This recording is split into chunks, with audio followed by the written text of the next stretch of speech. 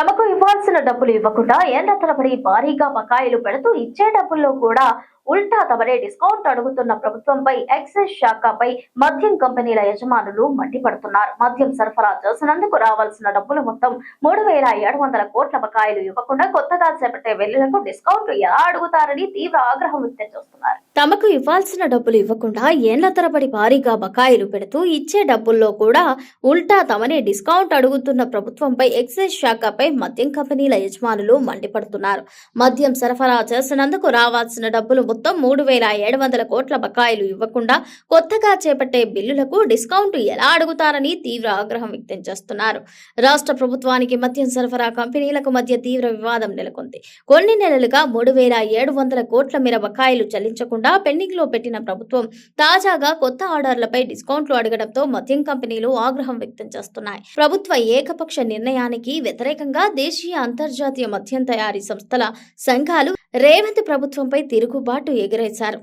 తెలంగాణ రాష్ట్ర beverages corporation limited కు మద్యం సరఫరా చేసే కంపెనీలకు 2025 డిసెంబర్ మొదటి వారం నుంచి ఏప్రిల్ 2026 వరకు రావాల్సిన 3,725.73 కోట్లు చెల్లింపులకు ప్రభుత్వం నిలిపివేసింది. పాత బకాయిలు అలాగే ఉంచి జూన్ 1 నుంచే ప్రభుత్వం కొత్త నిబంధనలు తెరపైకి తెచ్చింది. మేలో సరఫరా చేసిన కొత్త స్టాక్ కు సంబంధించిన బిల్లులను 15 రోజుల్లోనే చెల్లిస్తామని, ప్రతిగా 2% నుంచి 2.75% వరకు ఎర్లీ పేమెంట్ నగదు డిస్కౌంట్ ఇవ్వాలని ప్రభుత్వం డిమాండ్ చేస్తోందని మద్యం సరఫరా చేసే కంపెనీలు చెబుతున్నాయి.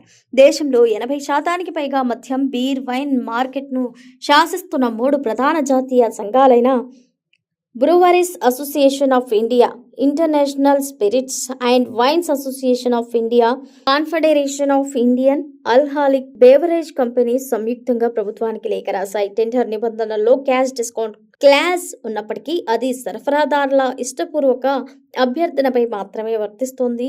కానీ ప్రభుత్వం తనకున్న అధికార బలంతో ఏకపక్షంగా బలవంతంగా డిస్కౌంట్లు మినహాయించుకోవడం వాణిజ్య సూత్రాలకు విరుద్ధమని లేఖలో పేర్కొన్నారు. ప్రభుత్వం డిస్కౌంట్ల కోసం కొత్త బిల్లులని క్లియర్ చేస్తూ పోతే నెలల తరబడి పేరుకుపోయిన 3,700 కోట్ల పాత బకాయిలు ఎప్పటికీ వసూలు కాకుండా పోయే ప్రమాదం ఉన్నదని కంపెనీలు ఆందోళన చెందుతున్నాయి.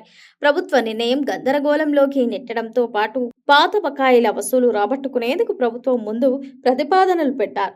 డిసెంబర్ నుంచి పెండింగ్ లో ఉన్న 3,725 కోట్ల పాత బకాయిలను వెంటనే విడుదల చేయాలని డిమాండ్ చేస్తున్నారు. పాత బకాయిలు పూర్తిగా చెల్లించే వరకు కొత్త సరఫరాలపై ముందస్తు డిస్కౌంట్ మినహాయింపుల విధానాన్ని అమలు చేయకూడదని కోరారు. ప్రభుత్వం మొండిగా ముందుకెళ్తే మద్యం పరిశ్రమ ఆర్థికంగా ఒత్తిడిని ఎదుర్కొనే పరిస్థితి ఏర్పడుతుందని హెచ్చరించారు.